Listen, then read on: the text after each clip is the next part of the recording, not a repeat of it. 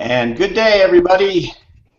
This is Gary Solomon, your host for the Laidback Bike Report. We welcome all you bent riders from around the world, coming to you from the Laidback Bike Studios, which has gone remote actually this month in Colorado Springs, Colorado. We will come to you usually once a month, usually the first Sunday of the month. We've pushed it back one week this month, and we'll be back to the first of the month next month, so we hope you watch us then. You can be watching us on Google+, on YouTube, Facebook, Twitter, lots of ways to watch us, so please spread the word if you have a chance, and enjoy the show today. You can find our previous webcast, by the way, and see what's coming up on the laidbackbikereport.com. We have all the previous shows archived there, and any announcements will also be made there. So please visit and register there if you can. We'll also let you know what might be coming up or anything interesting that we're not talking about on any of those other sites. We might let you know right there. The format of the show today is one of an interview with usually a special guest. We have two special guests with us today. We may have a panel discussion on some recumbent topics if we have time. We're going to have the Recumbent News of the Month today, as usual. Have some open question and answer periods from you commenters out there on YouTube and Google+ and Twitter. And then we'll finish up with a little recumbent community news from the Google+ site. So if you want to ask questions and make a comment, which we hope you will, it's all really important part of this program, leave a comment on the Google+ event page if you're watching there. If you're watching on YouTube, make a comment right below where the picture is there. We'll see that. And if you do Twitter, just use the hashtag Laidback, and we'll see that, and maybe some other things along with that. So that's all we really have to get started with here. I did want to make a quick shout out to a good friend of the show. Bill Barrere had an accident on his bike about 3 weeks ago, I think, and broke a few bones in the hip and leg area, and we just wanted to wish him well in his recovery. He's back home now, and Bill, good luck to you. I know you're going to heal up quick. So, okay, so let's first of all introduce the panelists today. We have Travis Prebble, who is the founder and editor of the Recumbent Journal and Recumbent TV. He works part-time for RBR, a recumbent bike shop in State College, Pennsylvania. And welcome, Travis. Glad to have you today. Thank you. Carl Kidd is the moderator of the Bent Society of Florida on Google+. Carl is a retired gentleman, leads a twice-weekly ride along the scenic Atlantic coast on his Schlitter Corsa, and also helps me out with the these laid-back bike reports in a lot of technical ways that I need help on. So, Carl, welcome. Thanks, Gary. Just one quick comment about Bill Barrere. He's a rider in our group, and he's doing fantastic. He's close to home now. He's staying with a friend. He's healing up well. He can't wait to get back on his bike, but he has a great attitude. And he appreciates all the comments and well wishes that people have sent via the Google and email. So, welcome, Bill. Yeah, Bill. Thanks, Carl. Okay, and we also have one of our newer panelists. This is the second real laid-back bike report. It's Denny Voorhees. How you an doing? Old friend of mine. And welcome, Denny. He's been a recumbent rider for many years. I won't say how many. He may not even know. He rides a road bike right now, but he does have plenty of recumbents on hand and rides them, or will ride them, I'm sure, occasionally as well. So, four of them, that's right. So Denny also does ultra racing, and just a big part of a crew on RAM last month, which if we have a little time, we might even ask him a little bit about that. Was a member of the team Novo Nordisk. And he's retired, so he has time to do these kinds of things, which not Yes, everybody I do. Welcome, Denny. Thank you very much. Great to be here, Gary. All right, so now let's get to our guests of the month. We're very lucky to have a couple of very illustrious members of the recumbent world. We have Jacquie Schlitter, who is a very well-respected endurance cyclist with many years of competitive cycling experience. He holds many ultra cycling records and was the first recumbent rider to complete the race across America in 2008. I found all this stuff, John, so you can correct me where I'm wrong. John has been in the recumbent industry for more than 35 years, although he looks like he's 42. I'm not sure how that's possible. First as a research and development production manager at RANS, and then one of the founding partners of Schlitter Bikes, and currently he owns Vite Bikes along with his wife, who is Jacquie Schlitter. And Jacquie is with us today. She's also an accomplished endurance cyclist, holding several records of her own. Jacquie rode 516 miles with John in Sebring in 2012, making Jacquie the first female to ever ride over 500 miles in the 24-hour UMCA race. They also raced in a four-person mixed team race in 2012 in the Race Across America. Jacquie rode solo in the grueling 2014 Ram, a Race Across America. And though she didn't finish, she left it all on the road in a valiant attempt, as many of you know if you followed her on that ride. So, welcome, John and Jacquie. Hey. Thanks. Hi, guys. All right. So, without further ado, let's start asking some questions and see if you guys can help us out with some answers for us. Jacquie, if we can start with you, can you tell us where you're from originally? Where did you grow up? I'm from England, moved here in the early 80s. Okay. So 1982, came here last year of high school and have been here ever since. And then how did you meet John? Our first meeting was in 2009 at RAGBRAI, just kind of a fluke meeting. I had been doing RAGBRAI for several years on my road bike and had just a few months earlier picked up my first recumbent, which happened to be a Vachetta. But again, I didn't know John at the time. And we just met on the road. A very fast-paced line went by me, and I decided to jump on the back for a while. So he then came to find me that day or the next day at our campsite, and we had a few words. That was our very first meeting. Okay. So when you were, hang on, John, don't worry. I promise I'm going to get to you. So when you were riding then, was that upright bikes? I'm kind of interested in knowing when you started riding competitively and like when did recumbents come into the picture for you? I never rode competitively. I did some other things competitively early on, but then I had kids over many years, and really my only chance to ride, I had a disabled daughter at around that time when I started doing RAGBRAI, which was about 9 or 10 years ago. So I rode a Trek Madone for 3 or 4 years prior to being exposed to the recumbent. There were a couple of guys that I rode with each year, and every time, if any of you have ever done RAGBRAI, you know it's pretty tiresome on an upright bike. You do anywhere from 75 to 100 miles a day for 7 days. So I would get off my bike at the end of the day and would be ready to stay off the bike until the next morning. And these two guys on their Vachetta recumbents would jump back on to go find food, you know, still with a big smile on their face. So they tried to talk me into trying it for a couple of years, and I fought it, and then finally said okay, and that was it. The rest is history. The Madone was gone, and I started on a Corsa, and within a year jumped up to the CA2, and that's when I started competing. So that was really only 4 years ago. Okay, that's great. All right, John, let's switch over to you and see what it is that we can find out about your beginnings. I was wondering where you grew up and what was your childhood history with bicycles? I grew up in the middle of western Kansas, around Russell and Hayes, Kansas, and was born there, so Kansas boy. Bicycle, started riding when I was 4 years old.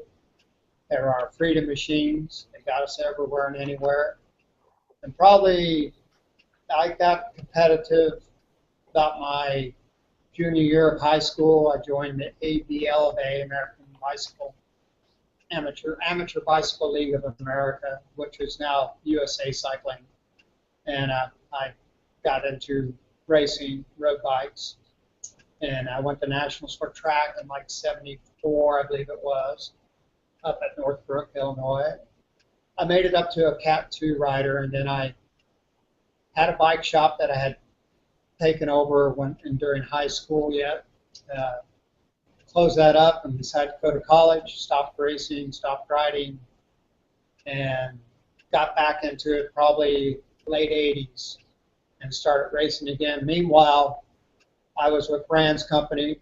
And yeah, if I could stop you there, that's I was interested in your beginnings, and I really do want to know about your part and the early history of Rands. This is a big thing for a lot of people because there's Rands is a huge manufacturer, and I know you were a big part of that. Can you tell us a little bit what was your association and what was the early history of Rands as you know it?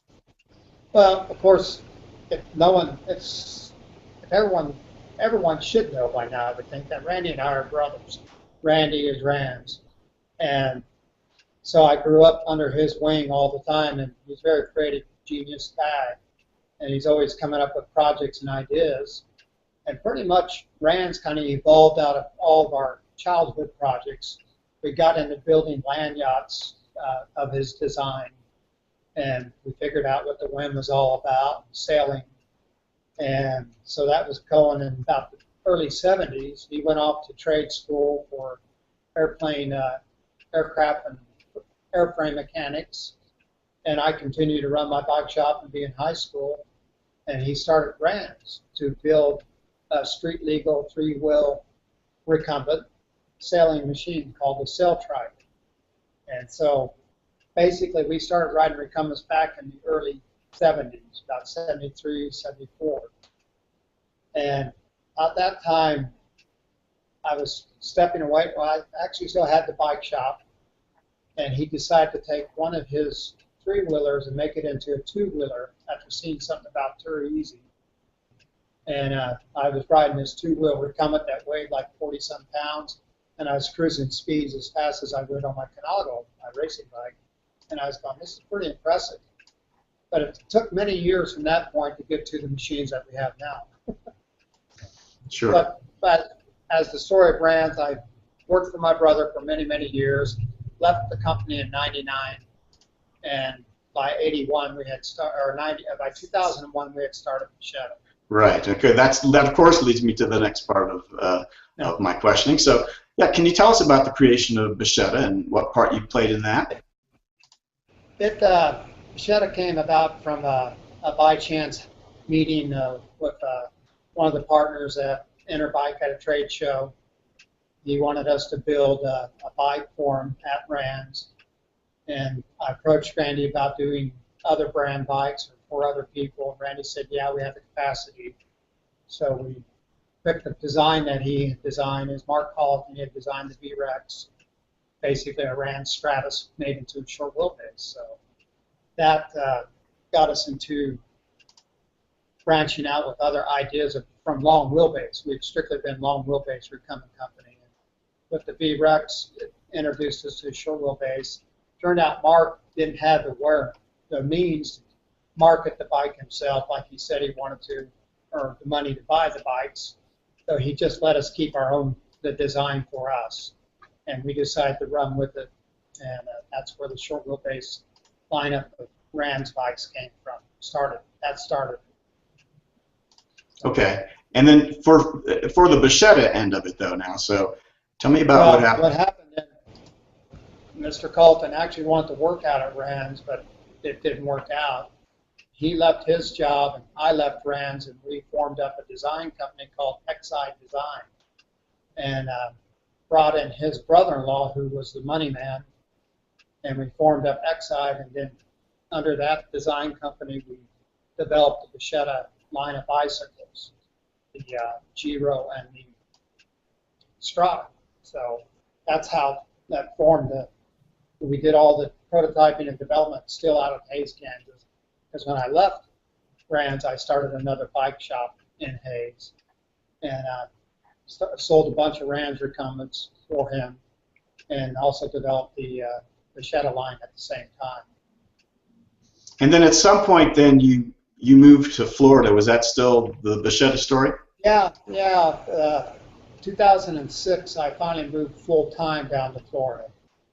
Basically, I still had a place in Hays. I still had a bike shop in Hays, and I kept that going up until 2012, and then shut that shop down, and I sold off everything up there, and been down here full time. And I met Jackie in 2009, and we got married in 2012. But why did you move to Florida with the Schlitter? Why did I move in? Yeah. Why not? But you guys decided collectively that Florida was going to be the headquarters. Oh, well, when we started the Schlitter, we were supposed to pick 6 different sites for the headquarters for the Schlitter. Big corporate kind of thing. And, well, the money man lived in St. Petersburg, Florida, and I just said, we don't even look anywhere else. Let's set up in St. Petersburg. Money man will be more comfortable because his company that he's investing in will be right there under his fingertips. Florida's a great destination state year-round, and we can cycle year-round. So the R&D would be good. Get lots of miles on the bike and make good product. Which makes a lot of sense. Okay. So now let's bring it more up to date. So you then left Schlitter. I think you said you sold everything, if I'm understanding that correctly, and you started Vite Bikes, right? So let's talk. I want to bring both of you in now. Jackie, that was a great job of helping me with the interview, by the way. You can always stand in for me when I can't make it. So let's go with both of you here. So what are the actual origins of Vite Bikes? I know, so you met each other and you left Schlitter. Tell me about how you started Vite Bikes. That's Jackie's ball game. She came up with Vite. Well, it was a slightly tumultuous time for both of us because his departure from Schlitter was not expected or planned. And right around the same time, within a month of that, his bike shop that he had in Kansas, which had been run successfully for 10 years, it wasn't a huge money maker, but it, kept going and was doing well. And John unfortunately had brought in another manager, and cut a long story short, that did not work out well, and he stole a lot of bicycle merchandise and a lot of money. And so within a month of John leaving Schlitter, he was also put in a terrible situation with that bike shop, a huge amount of debt that he was not expecting. So I was still teaching, and we kind of sat around for a few days saying, well, oh no, what do we do now? And we loved the family atmosphere that we had at Schlitter, that John had created. There was Team Schlitter, and there were people all over the country that would, either talk online on Facebook or would meet up at races or events. And that's what excited me about the whole recumbent world. It wasn't just that it was a great, fast, comfortable bike. It was this community. And that was probably the saddest thing about him leaving Schlitter was, what do we do now? We can't ride Schlitter bikes. Can we still hang out with Schlitter people? And how do we go forward? So we had to come up with a team that allowed every recumbent. It didn't have to be a Schlitter. It could be any kind of recumbent, and we knew lots of them. And while John was at Schlitter, we could, there was a fine line between being friendly with the competition. Now suddenly we were open to be friendly with whoever and cheer everybody on and try everybody's bikes. And so that's where we came up. And the reason for the name, we had gone to Paris Paris, 1200K Brevet in 2011. And so it was sort of our test to see whether we could stand each other during such a long endurance type vacation High stress, and riding thing. Yeah, and we made it. So this French connection, we sat in bed one night trying to come up with a name for this newfound team, and we looked up all the names for fast or speedy, and there it was, our French word. So that's where it came from. And from there, we contacted, lots of our friends from Bichetta and from Cruise Bikes and from Meta Bikes and Carbent and our trike friends, and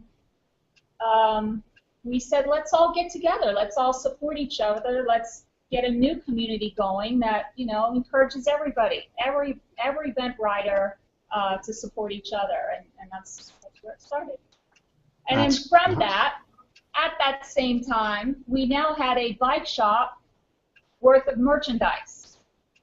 And, we had this huge debt, but we also had stuff in Kansas. So we took off one weekend, rented 2 gigantic moving trucks. We loaded all the stuff from the bike shop that had been going for 10 plus years. So you can imagine how much crap was in there.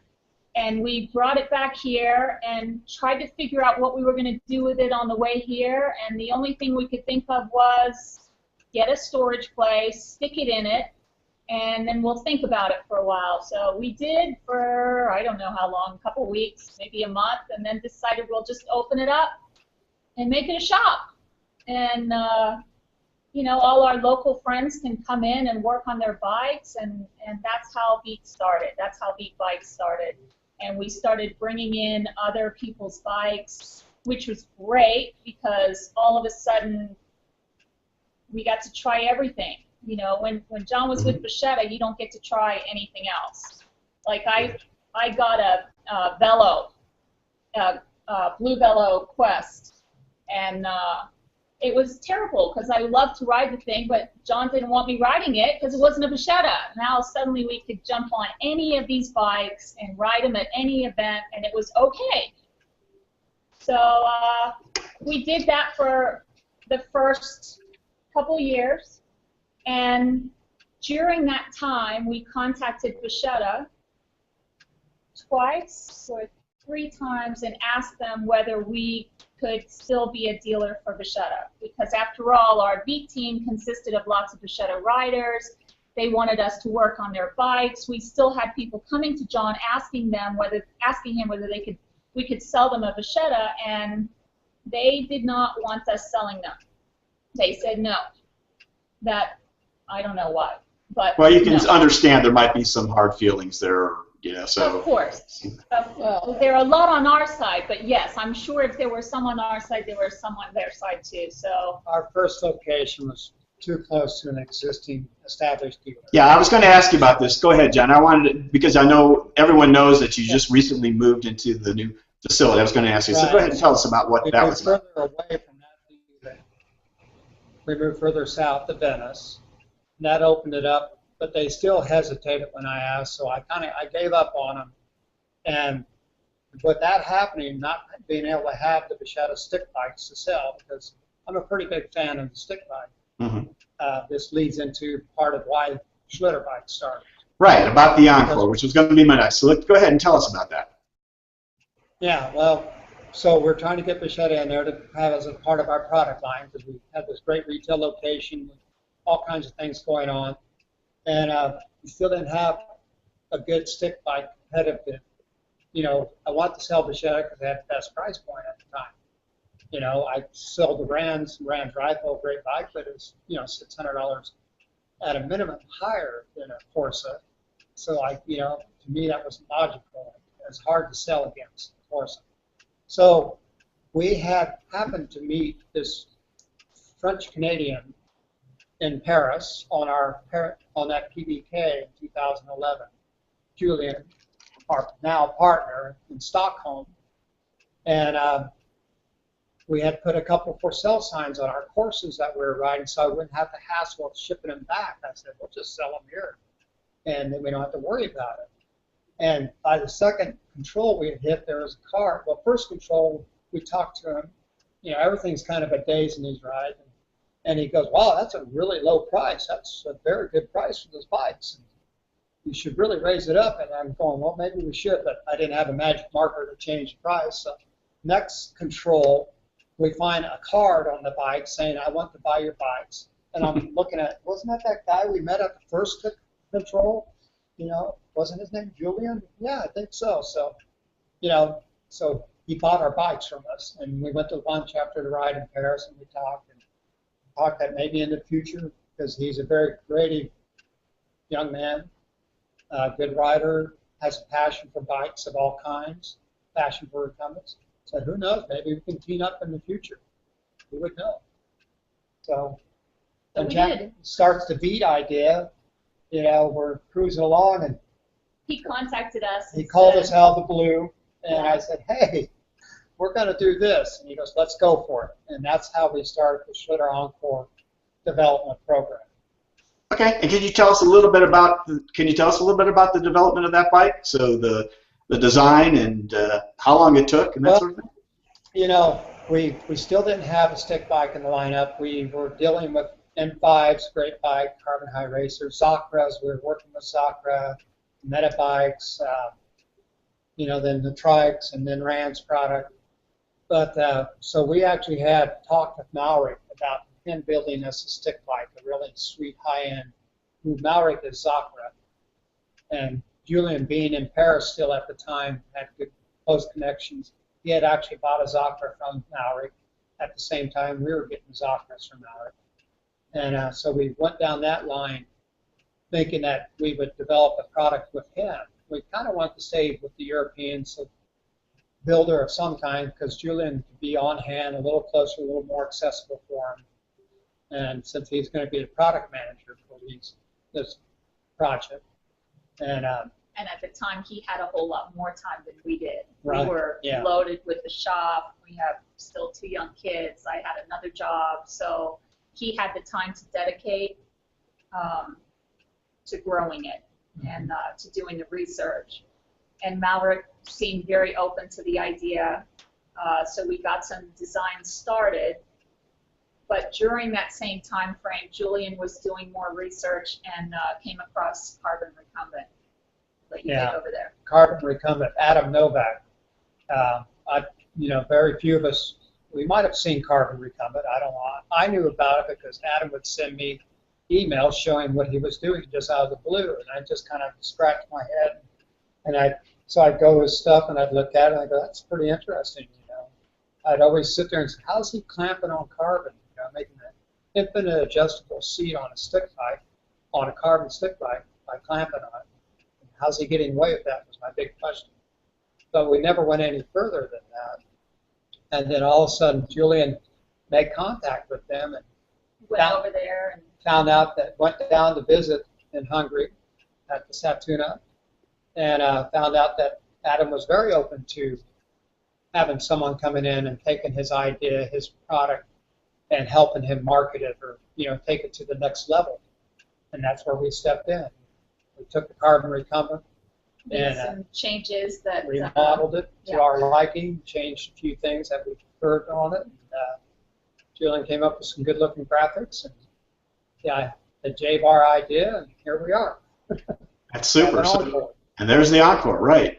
So, can you? I guess to finish up the whole retail aspect of this, and then I want to get on to some of your racing life before we go too much further. But so, what do you see as the future for Schlitter bikes? Is it just going to be the Encore for some time now? Do you have some changes you're going to be making to that, or do you have any ideas about future models that might be different than the Encore?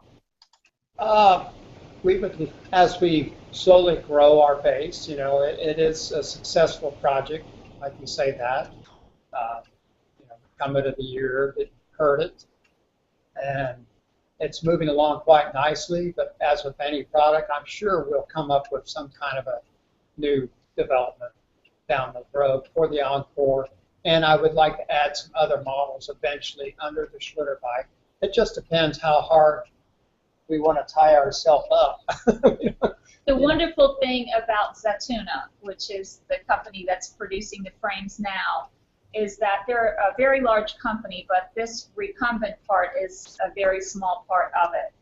And they are very easy to communicate with.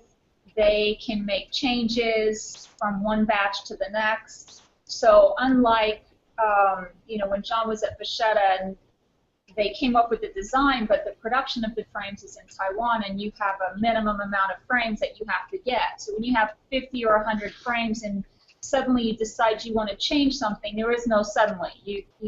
Everything is long and drawn out.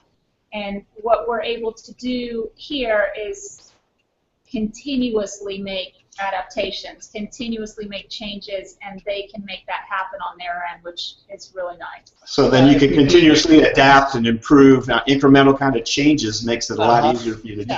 Go ahead, John. Exactly. Right. Yeah, and you know, but they're also growing at this at the same time as we are. You know, they're very, very excited. They're very happy with the progress so far. But I don't know, you know, it's gonna, we have some things for the future. Oh, you were about to spill the beans, it seemed, as though you were about to tell us. No, nothing to say? All right. But you promise you will keep us apprised of whatever changes. They'll hear it here first on the Laidback Podcast. As well as we let everyone else know what's going on. Okay, fair enough, John. All right, let's move along to your racing life here. This is another important part of your lives, an amazing thing that not only do you guys have everything to do with retail recumbent sales and design and all that, you also are amazing racers in your own right. So I wanted to ask you, what is it that attracts you to endurance racing?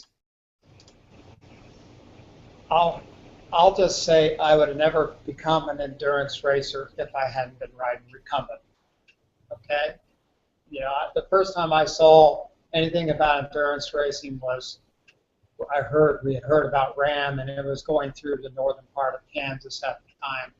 So a bunch of us from the local bike shop I helped set up when I was at RAM, to help the guys set one up. We went up to check it out and rode alongside a couple of the RAM riders and visited with them. And at that time I said, there's no way in hell I would ever attempt to ride my bicycle nonstop across the United States, because I couldn't hang on to my bike, you know, 100-mile ride and crash me. I would have come home and I'd be done for the whole day, you know. So it just wasn't working for me until recumbents, and then it didn't really happen to where the recumbents were going to entice me into doing that until started Vachetta, and I started experiencing the efficiency of a good stick bike. And I went out and rode those things, and I was riding solo 130-mile rides at a 21 average by myself, going, how in the hell is this possible? You know, because on my old V-Rex, to do a fast century, it was about 18-mile-per-hour average. You know, and I'm just, this is pretty amazing. So I think everyone that's watching this show will understand when you say, until you hit recumbents, you didn't really want to do endurance racing because of the comfort and then eventually the efficiency, as you mentioned. But I guess it makes me think about when you race in endurance races, both of you. Do you find that you get some flack from the upright bikers in terms of what you do versus what they do? Some, not all. There's, you know, as with any crowd, there's always those that are open-minded, friendly, and, you know, can see it as an aspect of the sport and benefit, and there's those that just outright think we're cheating, you know, or just ignore that we exist.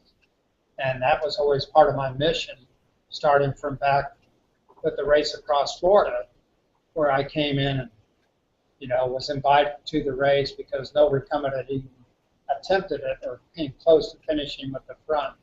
So we showed up with a few riders from Team Vachetta, and I managed to pull off a win. And that kind of was like a shot heard around the world. It was actually on Bell News put it out there, you know, that they put it up there that had won this race on a recumbent. So it kind of rattled the cages a little bit. And I don't know if that was a good or bad thing. Because almost from that point on, it seemed to be that drawn the line in the sand, and there's those that ride traditional rides that don't think we're riding real bikes, and somehow we're threatening them. Right. Yeah. I think because there is no standard recumbent bike, the term recumbent bike refers to so many things, and some of the biggest names in ultra cycling have just said flat out to me, you're cheating when you're riding those bikes. I know that because the speed record was set on a recumbent bike. So it doesn't matter that that was a Varna, you know, it was a recumbent bike, and therefore what I'm riding should be able to do what that bike did. And, you know, it's that kind of, I don't want to say ignorance, but ignorance, just not knowing any better, not ever trying one themselves. Well, it kind of lays out the mission ahead of you, doesn't it? I mean, if John, you mentioned that, you know, this is what you're trying to do. You are trying to maybe rattle the cage a little bit, and you encounter that sort of resistance. I mean, it's really a big part of what you guys do that the recumbent world, you know, sees and supports you with. But it's a bigger world in racing than just the recumbent world that you guys are out and carrying the flag for. Yeah. The great thing is that we're starting to see some big names in ultra cycling on upright bikes either switch over or use them at the same time, use a recumbent at the same time. And that's the best thing that could possibly happen for us, because they experience the reality of the recumbent. That what we found is that when somebody is a really strong rider on a traditional bike and they jump over to the recumbent, they're not necessarily faster. They are generally more comfortable, and they can go further without having the issues. But for the most part, we're not seeing this great increase in speed. And that helps us when we're competing. You know, it helps us for those people to get out there and say, you know what, maybe you ought to try one of these. It's not exactly cheating. It's comfortable. And that's the advantage. So, you know, our goal is going to be not just for our business, but we would just love to see more people out there experiencing the benefits of them.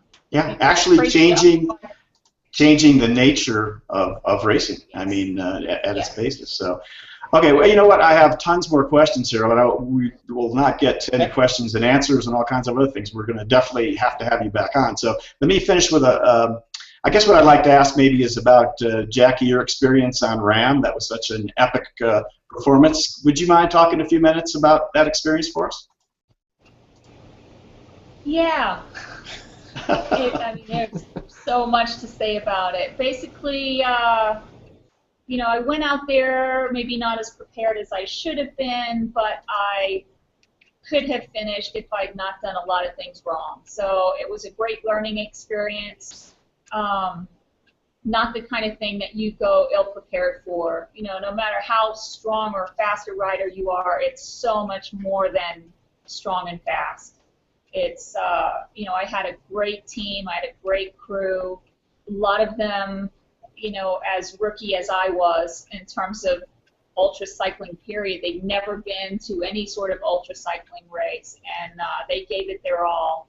So I had big expectations of what I was going to be able to do. I was convinced I was going to get it done in 10 days and beat John's time, and you know how that goes. It didn't happen. So I'd like to go out and do it again. I'm thinking maybe 2017, get in the 50 plus, and you know, address all the issues that I didn't address last year, and hope for the best. Super. Yeah, I was going to ask you about what your future plans were for RAM. You just told me. So, all right, let's. If I know my panelists may actually have some questions, and we may have some questions from the audience as well. So, guys, do you have any questions for the Schlitters? Well, Hi, Jackie, Jackie, I hope if you do it again, that John continues to bring you ice cream. Because I think he bring you ice cream on the ride. Great. Under the tree or something, he brought you ice cream. I was following you as you were riding across. Thanks, Carl. It was great. Anybody else? Denny, you have any questions? Yeah, I was, you know, we had a great run at it there last year, and I we were all, all pulling for you. And what was the big thing? What was the big turning point, Jackie? Sleep. Yeah. I mean, we had big plans going out there. We had decided I would definitely go down for a minimum of 3 hours at a time, because I know myself, and anything short of that is not enough. I don't recover enough to feel, ready to go again. And for whatever reason, it just didn't happen.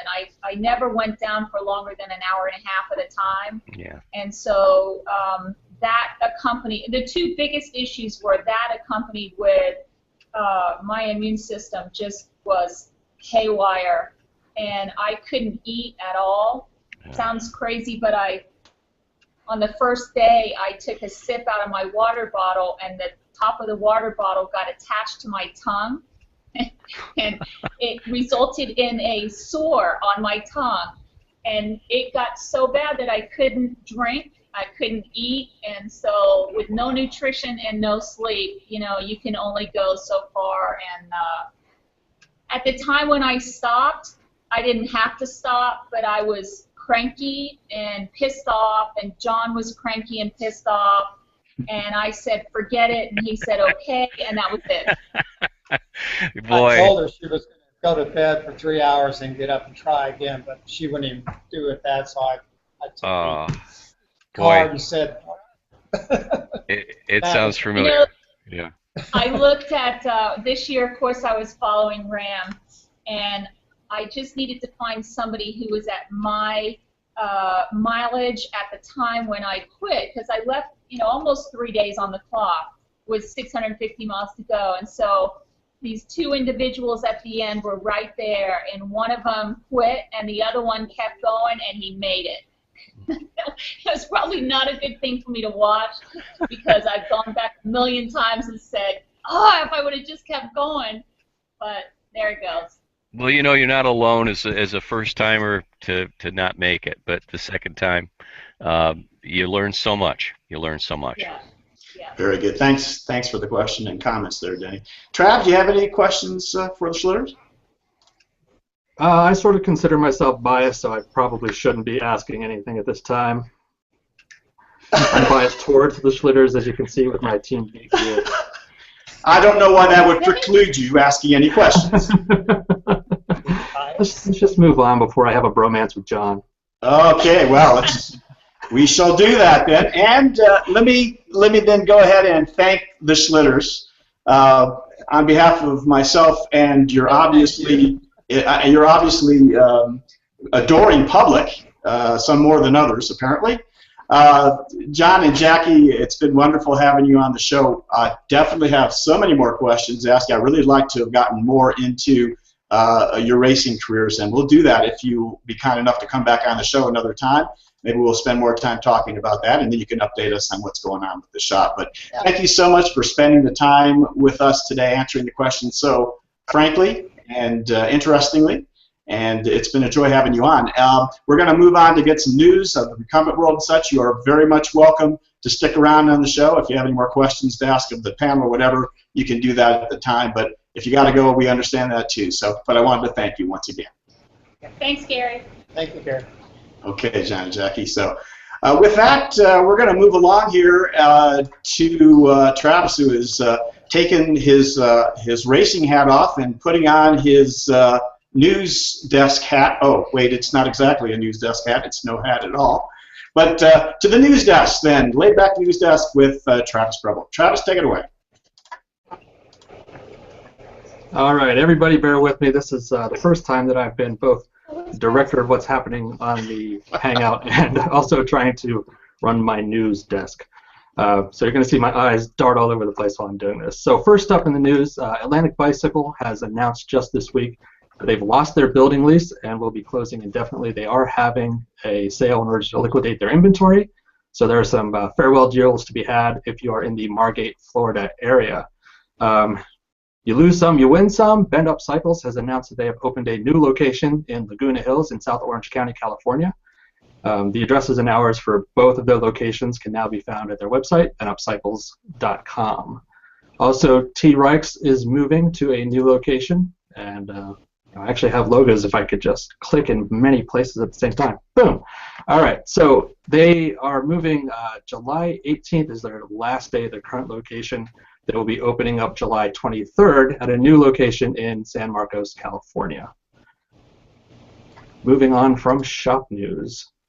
Optima has decided they're going to redesign their website. If you go there currently, you will see that you are greeted with an under construction sign. This is the first redesign they've had since 2012, and I know that because I redesigned their last site. So it's good to just see that they're throwing out all my old trash. Moving on. In new recumbent news, this one is sort of a sleeper. This is called the SATA trike. If you've not yet heard of SATA trikes, don't be too surprised. I came across them via a link on the Reclatech Facebook page. Reclatech, which you probably also have never heard of, is actually a parts company run by the same folks behind Metabikes. So it would look like Metabikes is now branching out into the trike realm with some budget-oriented offerings. The SATA Gazello is a 27-speed trike currently priced at €969 or roughly 1,073 US dollars. They also have a SATA Capro priced at €1,199 or 1328 USD. Both models claim to be adjustable for sizes ranging from an 8-year-old to an adult rider, with a seat recline range from about 20 to 40 degrees. If you want a SATA trike, though, you need to time it properly, because in order to keep their production costs low, SATA is manufacturing their trikes in batches. So you have July and August here to put your order in if you want to be part of the next batch. But they're doing that just so they don't have to keep building things that aren't going to be sold. They're essentially building to order. Also in trike news, and boy, that's a tiny picture. Let me bring that up. All right, so Utah Trikes is now starting to sell their own house brand. They've moved fully into a recumbent trike manufacturer, something they've sort of been inching towards since about 2009 when they really expanded their shop and got their machine shop put in place. They've been spending a lot of time doing massive customizations for people, and now they've decided they're just going to throw their hat into that manufacturing ring. So what we've got here is the Revolution Defiance FS. It's a full suspension trike, currently on sale for $25.99. The standard price for the Defiance FS will be around $3,000, which still puts it quite a bit below the pricing of ICE's and HP Velotechnic's full suspension trikes. The trike is currently configured for 20-inch wheels all around, but Utah says they are working on a 26-inch variant. Next image. This right here, this very sort of sexy looking velomobile that may or may not be a practical design, is the Gins Velo. This is something that's actually been in development for quite some time, and it has seen the light of day in the past, essentially as a pre-order, but never really got beyond that. Well, they've now gotten to the point where they have a prototype, and it's available up on Kickstarter. So if you are excited about this particular design and want to learn more about it, look for the Gins Velo on Kickstarter. That's Ginzbelo. I know quite a bit about this project actually, because RBR was involved in the initial development of the plug for the mold for this design, and actually still has the plug sitting out behind their shop. But I've met this guy, and it seems like it's definitely moving forward into something solid. It's taken a while to get there, but it's a pretty stunning design. Again, there's the question of how well you're going to ventilate in something that's got a window that big, especially on a nice hot sunny day. But I'm really excited to check it out if it ever rolls around to the RBR shop. In slightly less practical designs, if you're on Craigslist and you are looking for a trike Tyrannosaurus Rex that you just have to have, this one is available for sale. Its name is Sue and is built by a builder in Portland, Oregon. It's actually making the rounds quite a bit because of its unique design. What you might not be able to tell from this image is that both the arms and the head are animated and can be controlled. You can even open and close the mouth. The designer said simply that he's ready to move on to something else, and that it's actually kind of hard to ride. So he's looking for somebody who doesn't mind the adventure of trying to tackle this T-Rex. I didn't want to go so far as to suggest that, these guys buy it, since it seems like it would be a nice shop addition. Also, on the Kickstarter front, there's a company called Infento, I-N-F-E-N-T-O, if I can just swallow my saliva. What they are making actually is a building kit mainly for kids to be able to build their own bikes and trikes. One of the interesting designs that they have in their initial set of kits is the ability to create this rear wheel steer tide pole trike. And they actually have some Delta designs as well. So if you have a kid and they're asking for a recumbent and you want to just say, build it your darn self, this might be a solution for that. No prices yet have been announced. The Kickstarter for it has not yet been launched. This is something that is very, very early in process. But it's pretty cool. It's very exciting. And if you decide you don't want to build the bikes, you can use the same material to, say, make welding rigs just like Catrike does. So that's it for the recumbent news for this month. Actually, quite a bit of news this month, if I do say so myself. But that about wraps it up. Very good, Travis. That was wonderful. Lots of interesting news. You know, it occurs to me that we had that nice interview with Matt and Paul of Utah Trikes a couple of months ago. I plied them for any future events coming out of their shop. And they didn't drop one hint about that new trike that you were just told us about that's coming out of their shop. So I may have to have words with them. I think it's worth it. I think they didn't show us everything in that shop. There's no doubt about that. So very good. Thanks, Travis. Again, wonderful news from the Laidback News Desk, as always. Let's see. We have just a few minutes left. Denny, I was wondering, since we had brought up RAM with the Schlitters, and you are a veteran of both riding in RAM and also of crewing in RAM, and since the recumbent part of your, I think did you ride recumbent in RAM? You never did. No, I did not. Okay, although you were around when they were riding recumbents. But I just thought you can give us just a minute or two on your experience with RAM and what you know about the recumbent riders in RAM. Well, you know, a minute or two, I don't know if covers it, but my experience has been with the upright world, but I also, of course, always gravitate towards the recumbent people. I also have officiated in RAM, too, in 2012. So I've had the full experience, I guess. So this year was the first time I crewed. It was a four-man upright team, and that was very intense. I was a 60 to 69 team, and it was we had a lot of weather issues. We had a lot of issues this year, but we made it through 8 days and 1 hour 4 minutes, and great experience. My dreams have finally started to subside after after about 10 days. I think I had one last night, but it wasn't real intense. I wasn't following somebody off a mountain or anything like that. But RAM. Well, what we hear about, Denny, is a lot of people that work all year long to train for this, and there's a lot of not eating. There's a lot of not sleeping.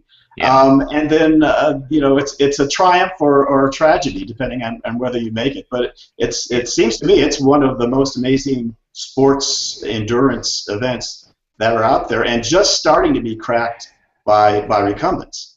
Yeah, well, you know, this year there was only two. There was a recumbent on Race Across the West, and there was one on RAM. It was his fourth attempt, and he's 71 years old. I'm just trying to think of his name right now. He rides a home built, and this year he didn't do as well as he did the year before. I think he made it out of California, but that was about it.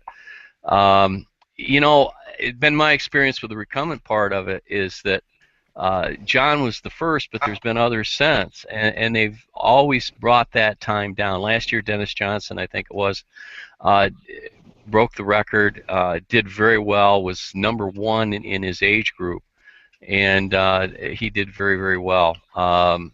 There's, you know, it's not so much about the platform, it's about the conditioning. You take a fit rider and you put them on a recumbent bike, give them a few hundred miles to get adjusted to it, and they're going to do well. It's it's. I know John when he was talking about what being accepted. It's coming more and more. I don't see people looking down on them like I used to. I'm on an upright world right now, but you don't see so much of that. I'm always talk to people that are recumbent based, and like I say, I defend them in a bar fight to the death, because I've spent a lot of time on them, and I really do enjoy them. I really do. But go ahead. Thanks, Danny. I just want to kind of get your take, because no one I know has more experience working all the different aspects of RAM and some with the recumbent. So thanks for that. So guys, anybody else have anything? If not, I'm going to move on to the community news. I wanted to talk briefly about the contests that we run on Google Plus Recumbent Rider Community.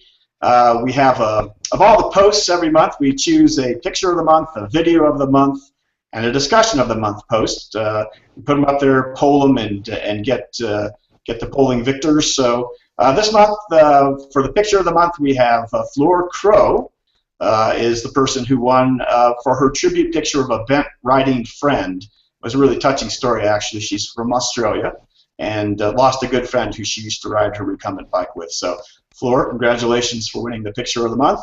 Video of the month is won by Ian Fardo, who showed us a little bit of the Netherlands in the Midlands, is what he called it. A nice video you might want to check out. And the discussion of the month was won by Paul Napoli, I believe from Italy, who had a discussion about looking for the high racer with suspension. So something maybe John will be looking into at some point when he starts going off-road with the Encore, I suppose. In any case, those are the three winners. We have 613 members last time I checked on the community, so thank you all for supporting us there on Google+. And if you will continue to put yourself on the community locator map, other members of the community will be able to find you and maybe ride with you, and they'll know you're in the location at some place in proximity to themselves. So thanks for filling that out, and continue to do so. So to finish up then, let's talk about next month's Laidback Bike Report. We're going to return to the first Sunday of the month, which will be August, right? August 2nd. And we will be welcoming Charles Coyne, who is the publisher of Recumbent and Tandem Riders magazine, and also, importantly, hosts the CycleCon show, which will be coming up in September, which I think that's mostly what we'll be talking with Charles about. The biggest, or one of the biggest recumbent shows in this part of the world, and we'll see what he's got up his sleeve, who's going to be coming. I know that I'm going to be there, and hopefully some of you will be making it as well. So Charles Coyne will be here on August 2nd, so we hope you will join us for that interview. And we've got actually Cube, which we talked about last month, the recumbent cycle, alternative bicycle and recumbent cycling show that's going to be in Chicago, and that's the first week in October, I believe. So we're going to have someone on in September for that one. So just to kind of give you a heads up.